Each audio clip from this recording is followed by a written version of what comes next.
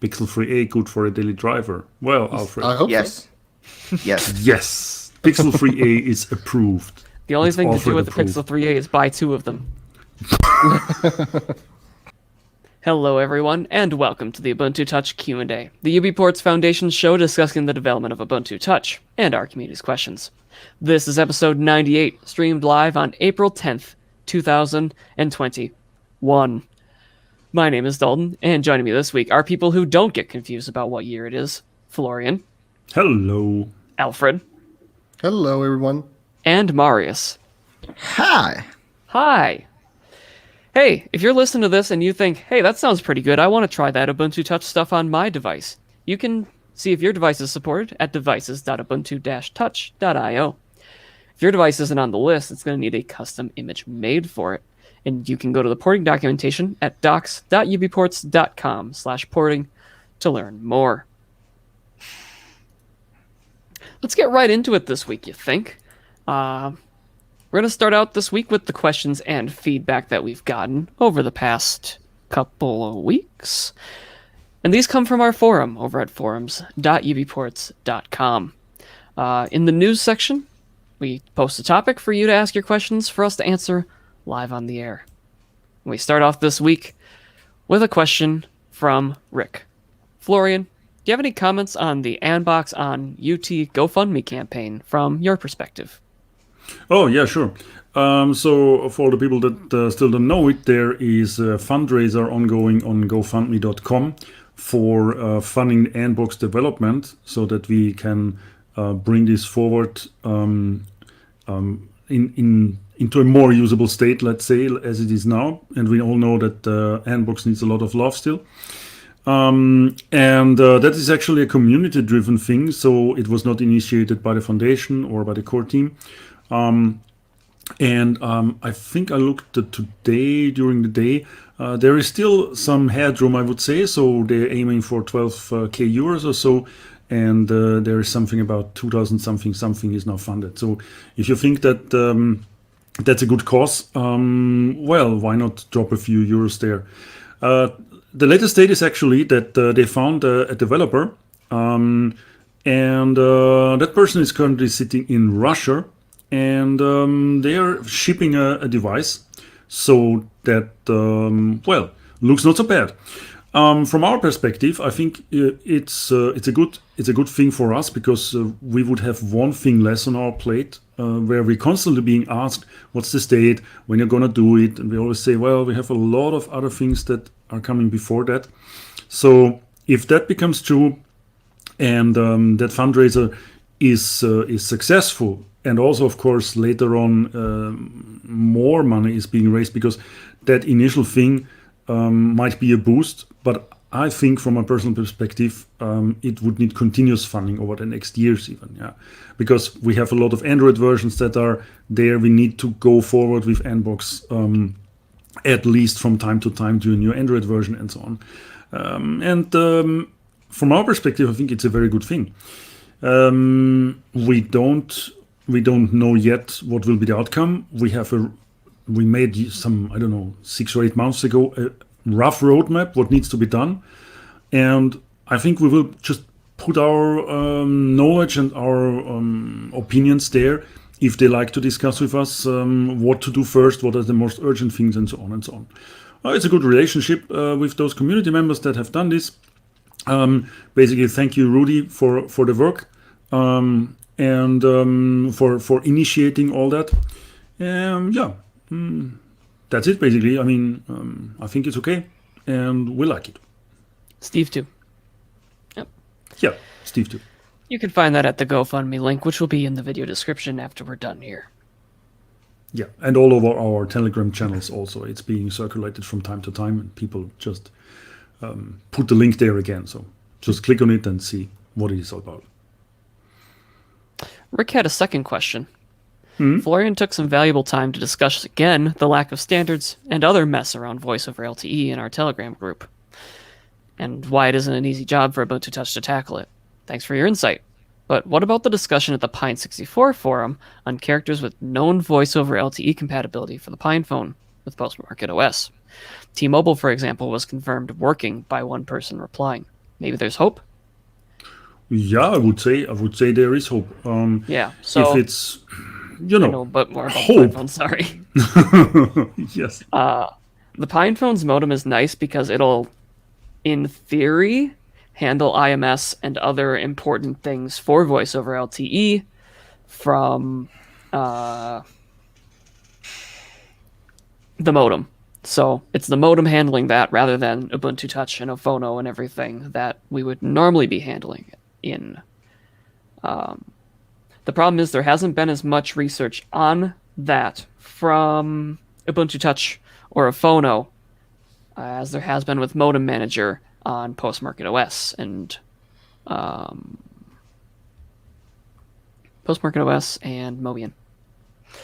So yes, if the modem is able to talk voice over LTE and all of the IMS, I forget what that stands for, with the carrier, then that's a good start. It does mean that there's some hope, possibly more so than with Android devices, although there is investigation happening there as well. But the PinePhone modem being able to do it on a different operating system is a good sign and opens the door for everyone else to do it. So we'll see what happens there in the future. I think I have a voice over LTE compatible carrier, but it's possible that they won't let me activate it. We'll see what we can do there. Right. Pobok has a question for us. Any thoughts on dual booting devices? Seems there are new efforts in the Android space, and some devices have AB system image booting that might also work for dual booting. Is that something that UBports installer could support, like install UT and Lineage OS at the same time to support such dual booting? There's an answer actually for that from Shu. And actually, he told us that you can unofficially dual boot AB devices if you have UT installed in one slot and any other OS installed on another slot. You can switch slots easily using boot cld commands or use a UI app like switch mu slot to Choco to do that. Yeah. What about the updates? What we said before? If you're gonna update the Android part, you probably get rid of UT in that situation. But you could reflash it again. Alfred, do you know a thing or two about this AB stuff? Sure, yeah. I mean, in theory, a lot of things are possible. The biggest issue that I could come up with right now is the shared user data partition, because there is an A and B slot for either operating system, but there would be one shared user data partition for the data. And theoretically, it could open up, for example, security problems, because we are using AppArmor, whereas Android is using SE Linux, and some files could be written over the files of another operating system, which would cause a few issues. And the best way to deal with that would be still to repartition, or make sure that the shared space is actually, I don't know, using a image file, a bind-mounted or loop-mounted image file or something like that, since we would like to avoid problems that way. And one operating system having access to user data of another operating system is going to cause security issues in the long run if they're not using the same security mechanisms. And there is another problem, that whenever I installed Lineage OS on one of the recent devices, it immediately started to encrypt my partition. So I'm not sure if that will not be, because you cannot turn it off out of the box, except that you roll your own Lineage and disable that probably. Yeah, right. So I think with Android, it's even with a stock Android, it's impossible in this way. And with a Lineage, you need a Lineage that doesn't do disk encryption. And then still, I mean, the AB thing is made for updates primarily and not for just alternating operating systems. So it's a little bit of an out-of-the-box idea. It works maybe with limited application, but I mean, you can, even if the installer will support it, I don't know if it's really that much of a daily usable thing. Yeah, but I mean, there are people using it. I mean, there's people doing this. It's just the logistics of the whole thing seem a little shaky. Yeah, and also, I mean, it works to some degree, but it's still a hack if you want to if you want to be honest about it. Again, sharing user data and quote unquote abusing a mechanism that is actually used for updates for something else, using that for something else, it's a little shaky, for sure. Mm-hmm. I mean, yeah, with everything, there's probably a way to make this work better. It might require a modified Android and a modified Ubuntu Touch, but once you have those things in place, could work really well for people. Not really something that we're looking at doing officially in Ubuntu Touch, us four on screen right now, but there are people moving in that direction. So it's possible we could see more on this in the near future. I'm certainly excited. We already have an app in the store that can switch between boot slots if you're interested in playing with that stuff. It's something that's being pushed, and you have to start pushing something first before it becomes really good. We're just saying the limitations of it right now, which are potential roadblocks. It's not like this is impossible kind of thing. Just, it's hard. No Name had a question in live chat. What does it mean when it says partial support for Hotspot on your website? I'm assuming that you mean devices.ubuntu-touch.io, No Name, where every device has a list of features that work on it or do not work on it or partially work on it. If you find a device that has something labeled partial support and there's no link, you should file a bug on the devices.ubuntu-touch.io repository, which I think there's a link to at the bottom of every page. Because anything that's partially working or not working, there should be a bug report linked so that you know why it's not working. So in this case, this is a global property, which means that it applies for all the devices. Well, we should link something there then. Well, there is a link, I think. I think there is a link, if I'm not mistaken. But at least this is because the hotspot has been a little bit flaky. It's not that it's... I'm not sure if it partially. It works partially. It's buggy. Turn it off and on again. Eventually it works. Yeah. No. Progue Amateur had a question this week. Hi, I don't have an Ubuntu Touch phone yet. It's in shipment. Ooh, exciting. But I'd like to add a question. I see in the forum several methods to synchronize Nextcloud, OwnCloud, or CardDAV contacts. What is the right method? I mean, is the official documentation up to date? And is it safe to enter your username and password in the plain text in a script file to update my contacts on the device? Do you plan to add an easy GUI interface, like the well-known DavX5, which was formerly known as DavDroid for Android, to help non-developer users like me? And then there's a similar question from Kuba65PL, who said, I have a Vala with Ubuntu Touch, and I use a Nextcloud server at home. And Calendar Sync works, but it terribly lacks contact sync. Should I expect full support for Nextcloud in the near future? This is one of those cases where there's been work to make stuff like this possible. There is people working on it. They are volunteers, and they've got other stuff to do. So in this particular case, it is Marty who's partially worked on this, who I've learned has a very long history with online accounts and is therefore probably the best person to be doing it. But he's busy. So his work is to use Sailfish OS's CardDAV plugin for Ubuntu Touch so that we get support for contacts in addition to calendars from Nextcloud. It's just not done yet. So if you'd like to help with that, try and get in touch with me at Universal Superbox on Telegram, or just in the @UBports group on Telegram, and we'll see if we can get you in touch with the right person, because, this is a case where it is, I understand, a much asked for feature, but there's a lot of stuff that we have to do. So if you want to help with it, you'll bring it forward. You'll have a lot of people happy with you. It's just not something we can quite schedule at the moment.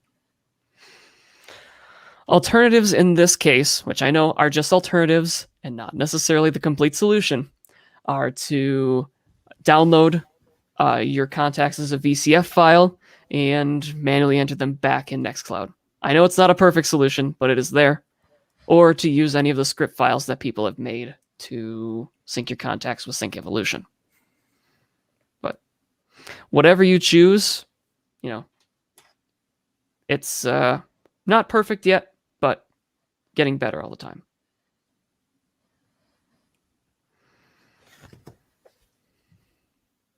Florian, could you read the next one? Sure. So in Cuba.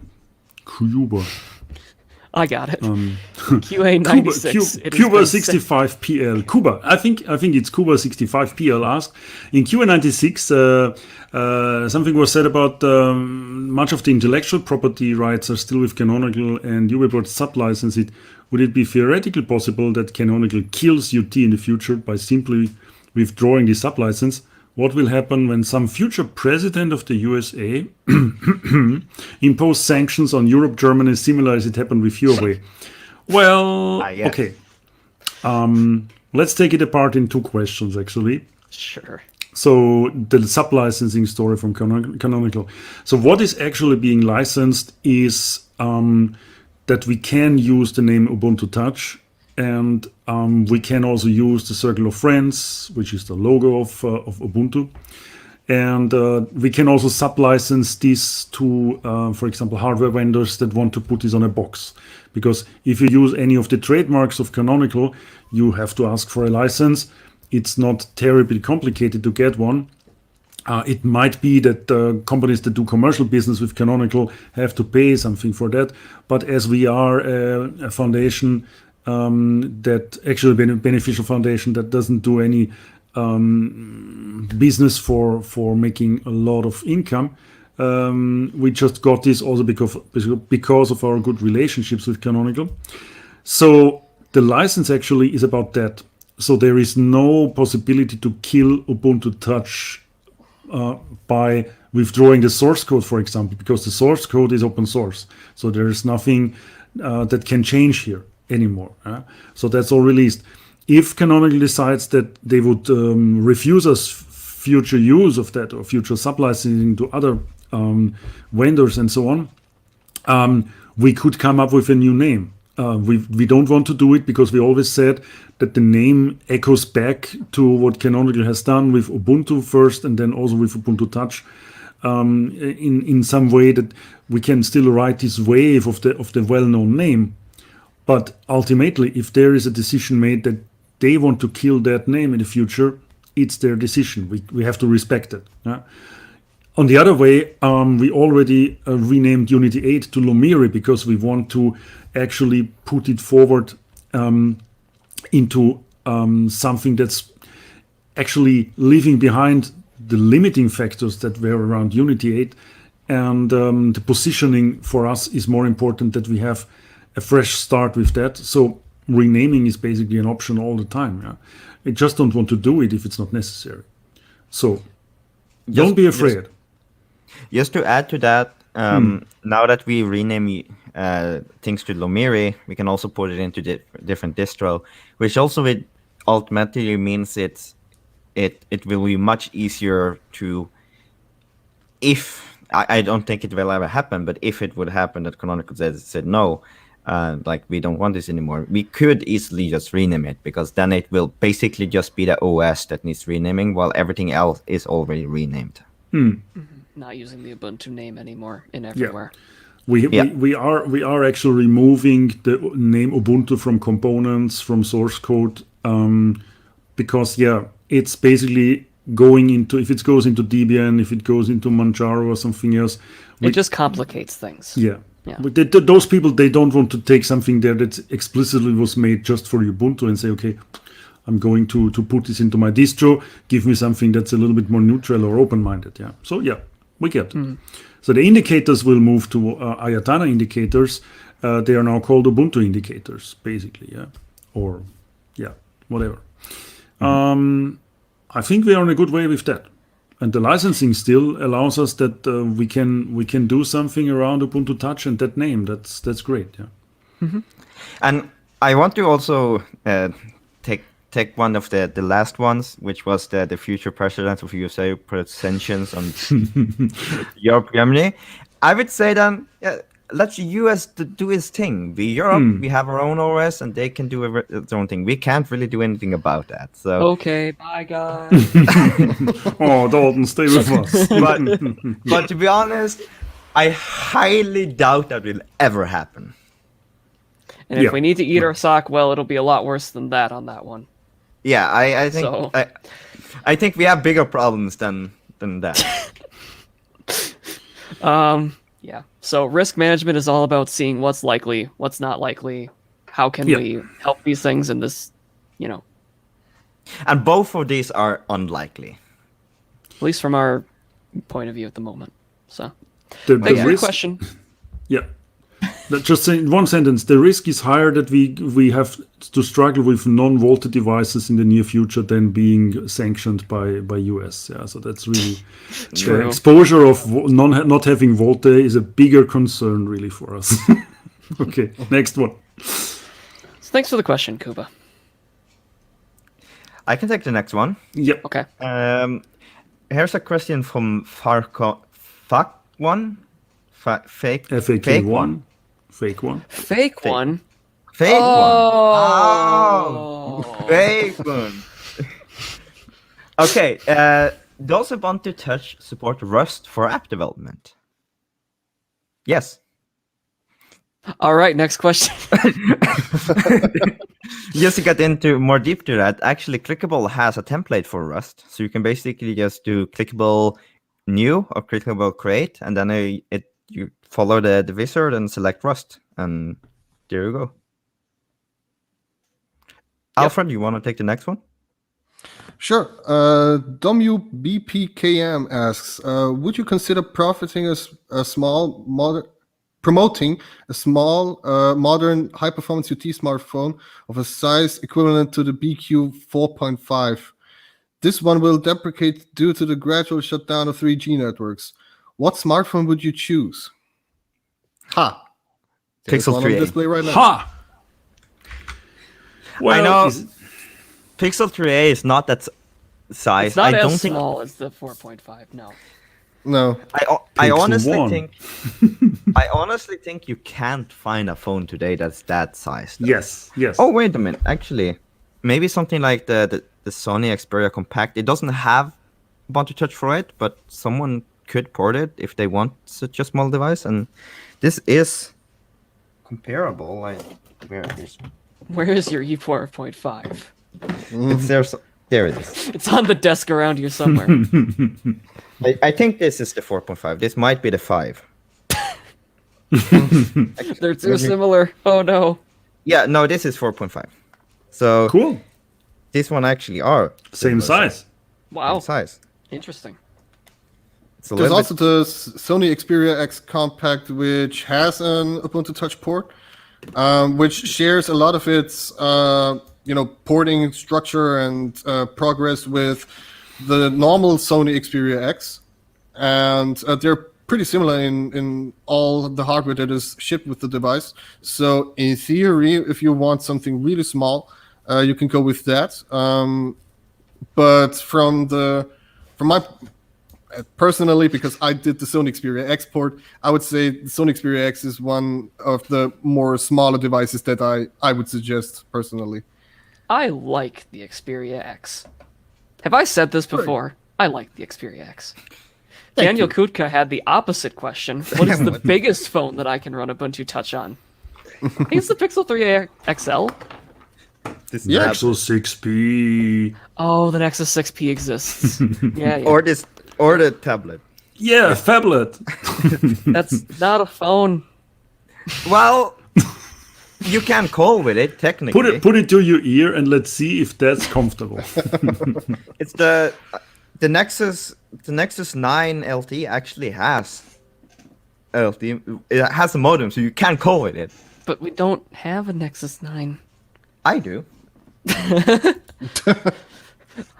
Alexi asks, how do you tell all of these bricks apart? They're all the same size. I could send you a picture of my desk one day and you'd be like, oh, it's just plastic and black glass. Well, actually, But it's like yeah, exactly. It's just a mess of plastic and black glass. yeah.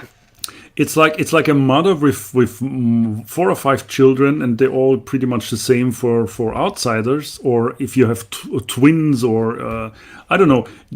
If it's a good family, you will always tell those apart immediately, just because you feel it. So Marius just touches them with the fingers and feels it was the right one, and just can grab it. Basically, yeah. Yeah, that goes out the window when... Does anyone know what these two devices are? No. Yeah. Yeah. No. Yes. I Yes. confuse them all the time, too. It's a Pixel 3a and a PinePhone. Yeah. I know. I'll try to both pick start up one. with It's like, P. this one feels heavy. But I can pick out a phone without. It's like, yes, this is the FX deck. Like that quick. You know. Congratulations. You know. You know. Because it's a tick boy. One's an iPhone. We don't know which one's an iPhone, but it's there somewhere. I don't have an Basically- iPhone actually. I had an idea to buy an iPhone 7 because there is Linux support for it, and I wanted to just install Ubuntu Touch on it and see if it worked. Just for the Oh, lols. Nikita just said Cosmic Communicator. That's the biggest phone for him. So yeah. Ah, okay. That makes sense. That's pretty good. What's my biggest phone then? I don't know what. Hey, have you ever looked through all the stuff we're doing on Ubuntu Touch and said, boy, I really want to help with that? Well, we would love your help. There's a couple of things this week that I've really been interested in getting some help on. One of them is that we're looking for college-level students in the Ubuntu Touch community who'd like to share their story with Ubuntu Touch and their face. We're seeing a lot of people coming into our community who, want to get started, who are college-level students, and they want to know, maybe they've modded an Android phone. They want to know how to get started developing Ubuntu Touch. We're interested in learning more from people who have done that, and maybe get a mugshot so that we can post it on a website, because you're probably a really cool person that we want to show off, if you're comfortable with that. I've posted that in the live chat, and I'll have a link down in the video description after we're done. Big thanks if anyone hits us up with that for that. What do the kids say these days? I don't know. And I'm not that old, I swear. You can help other people install Ubuntu Touch. This has been a big one lately because we've got an influx of people and an influx of devices that have new and interesting problems while installing Ubuntu Touch. So if you have installed Ubuntu Touch on your device and you say, wow, that was easy. And other people don't always have such a luxury. So you can find us at Welcome Plus on Telegram, or the UBports installer issue tracker.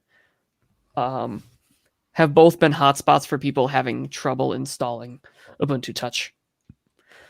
We would love your help helping those people out, because we've got a couple people who are usually around to do that kind of stuff, but it'd be nice to have some more. And it's a great way to just learn how to give people support in some ways. It feels good once they send you the picture of the device running. It's like, yes! It's a very gratifying feeling, if I say so myself. So yeah, that's my spiel this week. I'd also like to thank people who contribute in another way, though, and that would be our sponsors. So thank you to our platinum level sponsors, including Smooze, Vala, Pine64, and Private Internet Access. You're making it possible for us to make Ubuntu Touch and, talk about what we love to do every couple weeks. I'd also like to thank our community sponsors, including Travis Mackmer, Amalith, Raskagneris, Sensfeld, Dan Trevino, Daniel Frunzak, Robin Hood, Laszlo Tomas, Ian Locke, Max Fielder, A. Thiel, Casey Lambie, George Toma, Renat Merkulev, Will Atwood, and Scott Marley. If you'd like to join them and have me mispronounce your name as well, you can head over to patreon.com/UBports and pick the community sponsor level there. Of course, there are many other levels that you can pick if you aren't interested in going quite that high, or you can head over to ubports.com/donate to find other methods of donating, including direct PayPal transactions, IBAN for direct bank account wired transactions, or LibrePay or Patreon. And however you choose to donate, if you choose to donate, or if you choose to just join us over at Welcome Plus and help people install Ubuntu Touch, maybe like people helped you in the past, whatever it is, we appreciate you. Thank you for helping us out. I actually looked at the statistics for the points where people drop off during this, and one of them is right after the intro, and the second is right during that section. Oh no. Mm-hmm. It's not like a huge drop, but it's just people going next, until I'm done talking.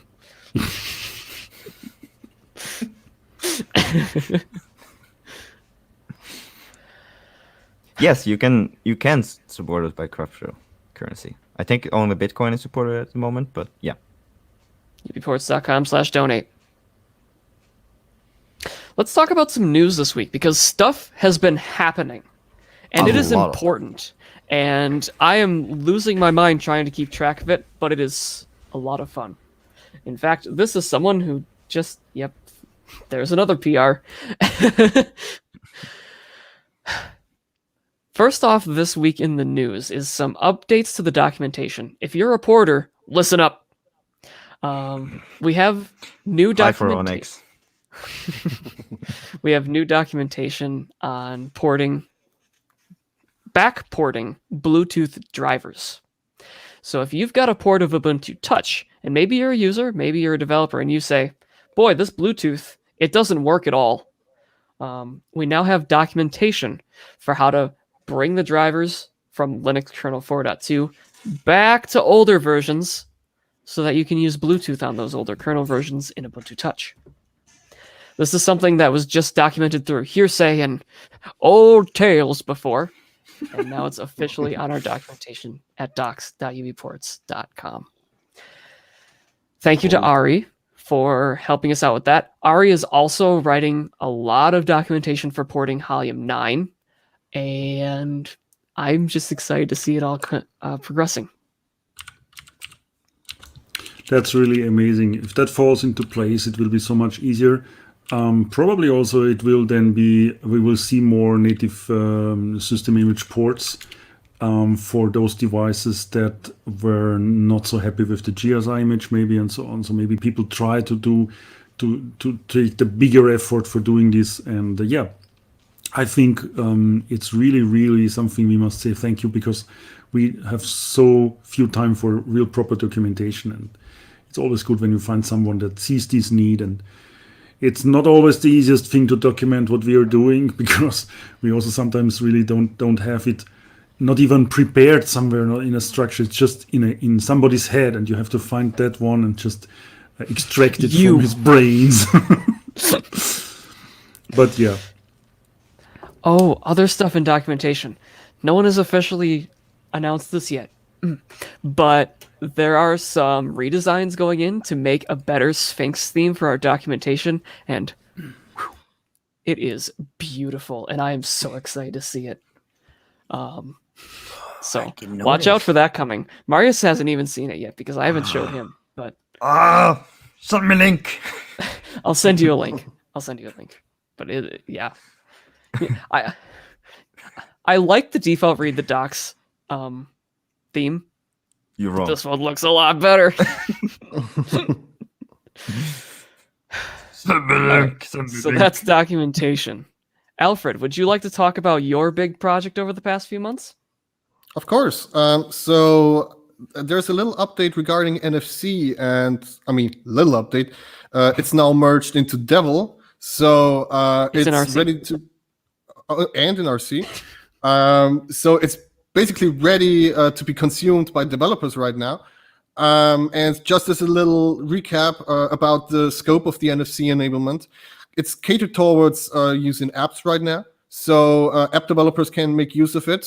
Integration into the OS might come someday. There are some discussions whether we should be using snap decisions or stuff like that in the UI to basically don't have the user require an NFC capable application to read tags. But currently you can use it in apps, and it supports NDEF records, so reading and writing tags, but also NFC DEP or DEP peer-to-peer communication. And to showcase this, I actually have two phones right here, the Wallet phone and the Pixel 3a. And I will just tell one application to receive the text, the other to send the text. And when you put them back to back, if I press the right, press the right button, it should be showing something. Yeah, right. Back to back, and they're now exchanging text that you can set in this demo application.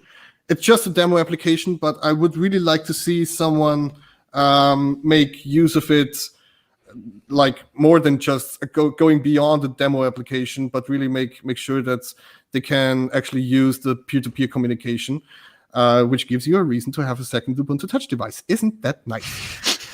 or this future might be ready until we are done with quarantine. I can go out in the world and exactly. Exchange. We're preparing for a post-pandemic world. Oh my god! Oh my god! While Marius is away, you just throw his phone. Oh well. Some other community member made a nice suggestion for having a really useful thing with NFC would be there are some blood sugar monitors that are attached to your skin, and they can be read with NFC, and it would be great if somebody would develop an app for that. Yeah? Probably you need to be a diabetic yourself, because otherwise you don't have that device, and you can stick it on your skin if you don't have it, but I don't know how to get hold of it. Ubuntu Touch accessibility. Yes, and that's something that's a really good idea. Oh, that is cool. true. You should get a freestyle embedded in yourself, Marius. Not because you need it, just because you need to develop it. Yeah. Why not? Interesting. Normal everyday things, right? Get a freestyle. Well, we practice on each other to actually inject them. To install them? Yeah, so why not? Oh, maybe I shouldn't use the word install for a medical device. Well, yeah, install, uninstall, remove. The UBports installer gets a new function. Comes now with injecting vaccines. Installing vaccines. No, not Okay. Okay, let's go on. We have still a lot on our plate. Yeah, and coming back to NFC for developers, we have also bumped the framework version so that you can actually target your application for framework version 1604.6, which gives you the ability to use NFC, basically, so to say, in layman term. And Clickable will complain for now because it has not been enabled to recognize the NFC policy group that enables the NFC capabilities for your application. This will be fixed very soon. And most importantly, I would like to get input from developers before we put it out to users in a stable update. And so please, if you're a developer and you want to make sure that OTA 17 has perfect NFC support, please play around with it and let us know in the forums or on Telegram how it's going. So I would appreciate if everybody who wants to get involved can give some input on the support and possible bugs that they might find. I haven't found some myself, but I want to make sure that this is perfect before release. Can we just say praise Alfred? Praise Alfred. And let his PayPal blow up. Shall I put that in the description too? Yeah. Donate to Alfred. Thank you. Thank you, Alfred. Yeah, the whole praise Alfred praise Mario stuff. That's an inside joke in the UBports community. If you're new here, that we aren't like some religious, I had a question about that last time where someone was like, "Is this some weird religious cult?" I'm like, no, no, it's just No. a joke. it's just a joke. It's a joke. It's basically us. So saying that thank said- you, Alfred. Praise Alfred. Thank you, Alfred. Now blow up his PayPal. There are some updates for the PinePhone this week. In particular, one of the longest running issues, teleports, was fixed. Thank you, Florian. Praise Florian. I just released it. I didn't find the bug. That's actually on Kugi. Praise Kugi. Praise Kugi. Oh boy, here we Yeah. go again. So the problem was actually the activity monitor, which is supposed to spin even when the app is frozen. The problem is it also causes the app to freeze while it's spinning. But if you make it stop spinning, then the app unfreezes. Stop spinning! Why is Qt like this? Sometimes Yeah. we'll never know. It's basically running an animation in the background that cannot be seen, and it's still animating, and then it gets confused about that. Maybe, I don't know. Yeah. It's weird. And also kind of cool. Yeah. Also been happening this week. Bushan of Plasma Mobile fame. You may also know him as Bushan from Plasma Mobile.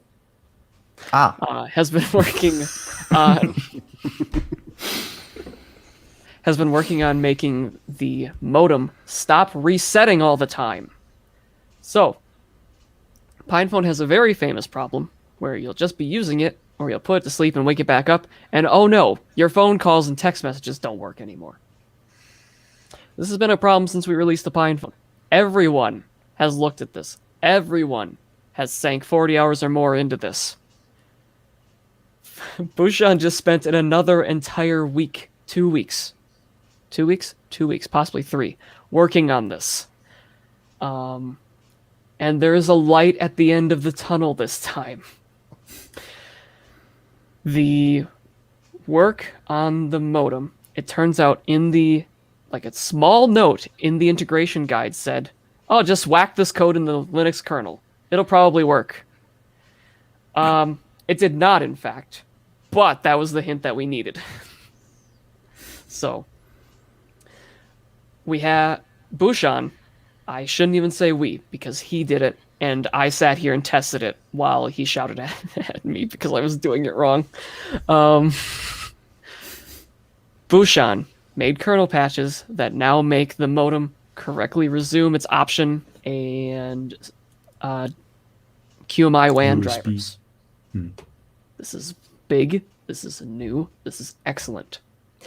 So now we're in the space of a phono doesn't handle it correctly, leading to you losing network still. But this is much closer than we've ever been. And all I can say is thank you, Bushan. My God, this has taken so long. It's just really nice to see. I don't know. It excites me. I think it excites a lot of people in the PinePhone community, but it's hard for me to relay that. Praise Bushan, too. Yeah. Vincent asks, what is the update mechanism on the PinePhone? It's the same as everything else. You just go into updates System and updates. grab your system image updates. It's the same way as always. So, yes, you will get an update that fixes this. Not app and snap. App Nope. and snap. No app and snap. There have been some updates as well to Ubuntu Touch based on Ubuntu 2004. We have some new packages which have landed in Focal, which have been a long time coming, including system settings. That one was a pain in particular, which Rachana has done most of these. System settings and settings components landed. Marius, keyboard.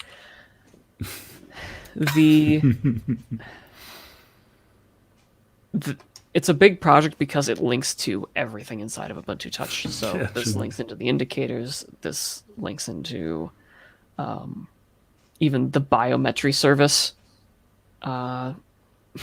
is partially needed for this. So there's a lot of things that have had to go in for system settings to build. QMenu model, which does something very interesting, and I don't understand it, when it pertains to indicators, is now building in Focal. Gmenu harness, which is another thing for indicators that is cool and something like that. What, Marius? I can explain what it does. The menu models is quickly. Okay. It's a way to make models, menu models over dbus. So it's basically how to construct from one project from one process to another through dbus. You can actually generate menus through it. I still don't understand what Gmenu harness does, but thank you. And Gmenu harness is basically a test suite for it. Okay.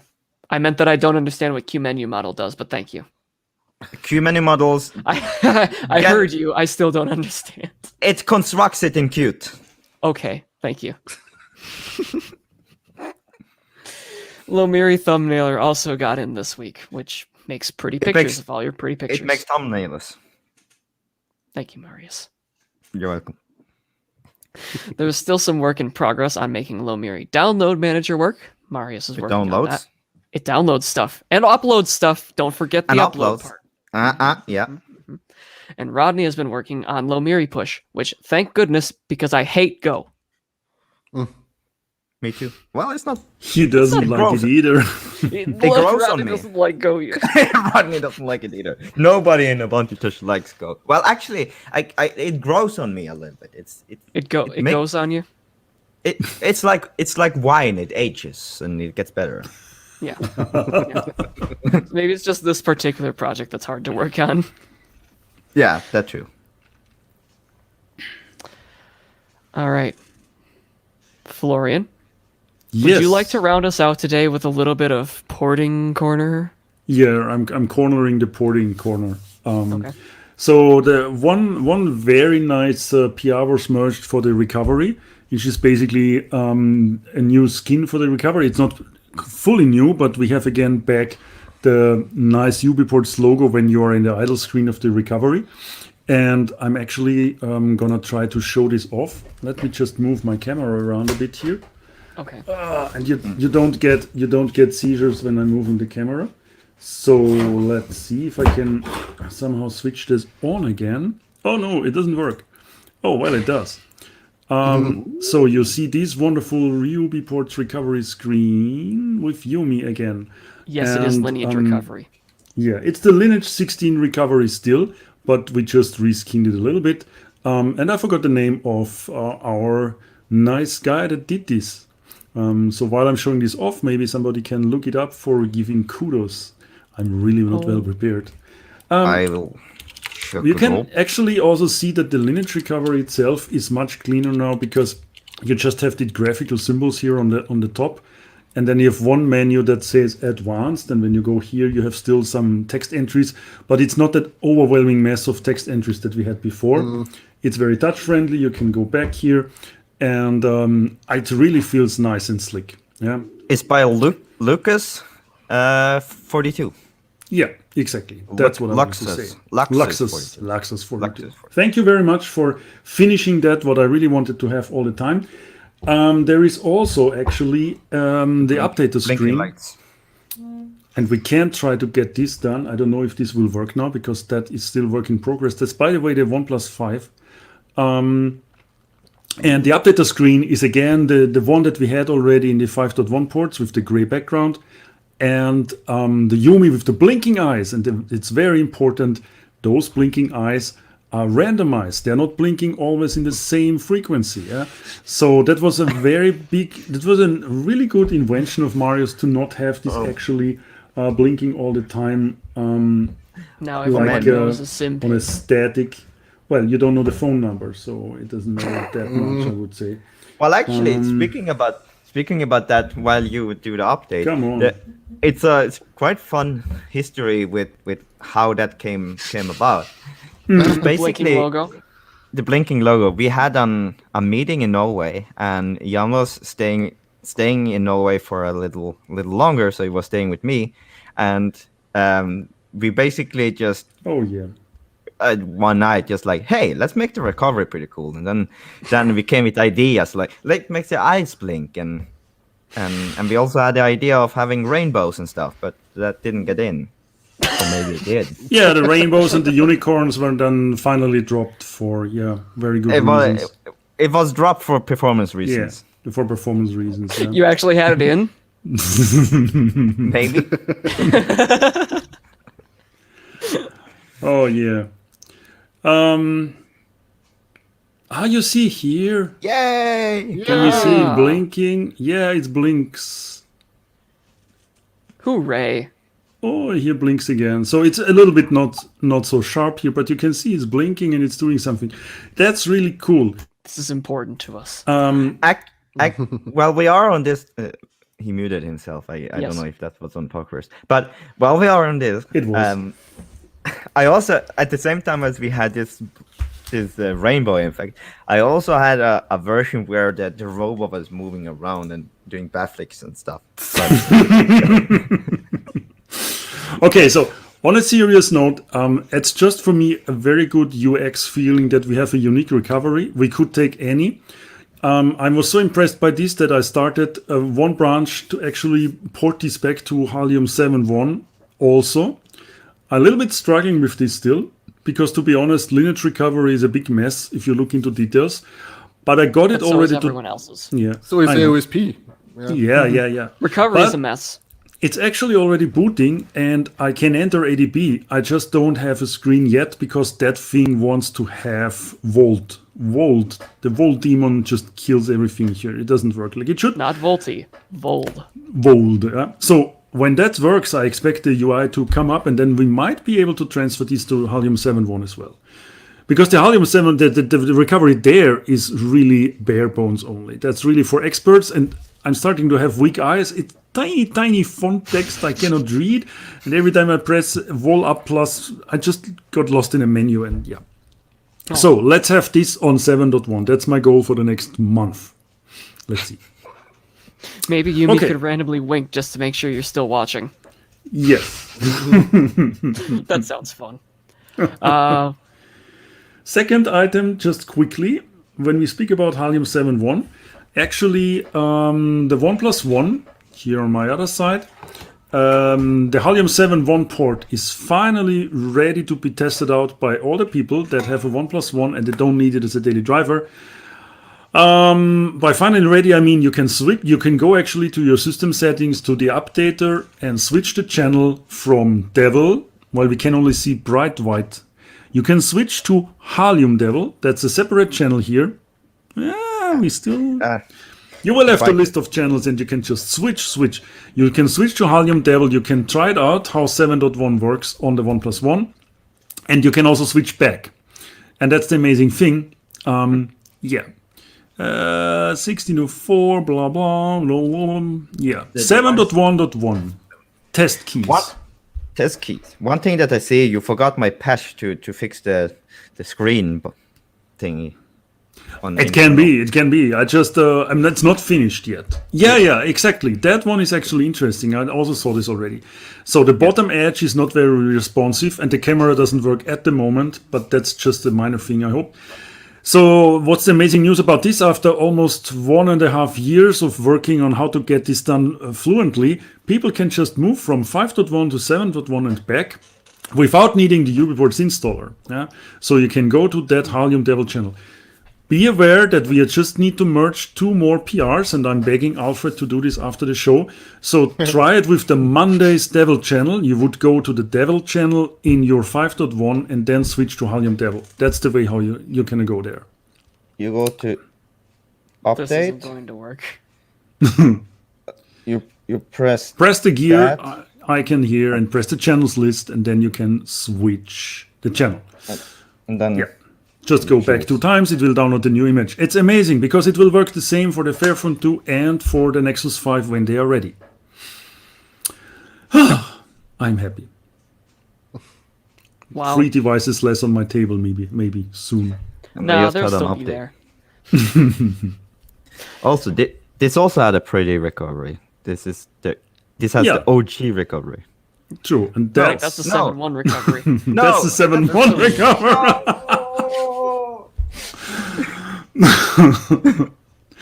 Okay, Close. close. Oh boy. With that, I feel like we should almost get out of here now. So, Yeah. boy, it has been a big couple weeks. So, thank you everyone who's lot helped of us stuff. out over the past couple weeks. If you're interested, again, if you're a college student interested in talking about your experience with Ubuntu Touch, we would love to talk to you. Links for that will be in the video description. That will about do it for this time. Hey, if you liked what we were talking about here, you want to get some of that for yourself, some of that Ubuntu Touch, you can go over to devices.ubuntu-touch.io to see if your device is supported. And if yours isn't on the list, don't panic. It's going to need a custom image made for it. Okay, maybe you can panic. And you can go over to the porting documentation at docs.ubports.com/porting to learn more about that process. It's going to be getting a lot better pretty soon. I'm excited for that. Boy, if you want to talk more about Ubuntu Touch, we would love to have you. And you can find us on Facebook, Twitter, PixelFed, Mastodon, LinkedIn, or Instagram. Or if you just want our news, you can find it in your chat client on Telegram or Matrix. Chat links to all of that are in the video description. If you'd like to chat with us, you can find us on Matrix or Telegram, #UBports and @UBports respectively. Or on our forum at forums.ubports.com. Great place for longer form content and where we take questions for this show. Big thank you to everyone who joined us this week. Also a big thanks to Lionel, who is working on making the notes for this so that people who don't watch can still get in on the action. And a big thanks to Wayne for editing our audio and hosting it, and everyone else who makes this whole shebang possible. We'll see you all in a couple of weeks. Thank you for joining us. Please like and subscribe. We would appreciate it if you do. Slap the like button and subscribe and all that. And we'll see you next time. Don't leave this Bye-bye. time. Bye. Bye.